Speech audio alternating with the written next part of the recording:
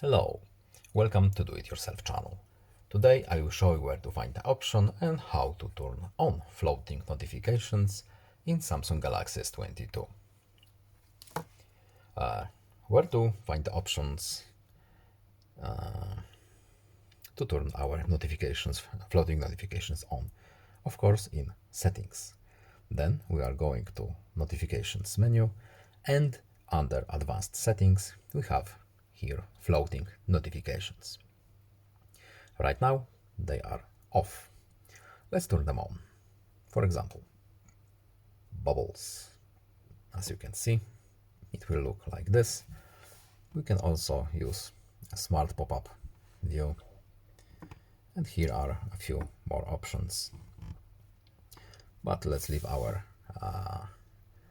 default bubbles. That's it. I hope this video was helpful to you. Please leave a like and subscribe. Have a nice day and see you in the next video. Goodbye.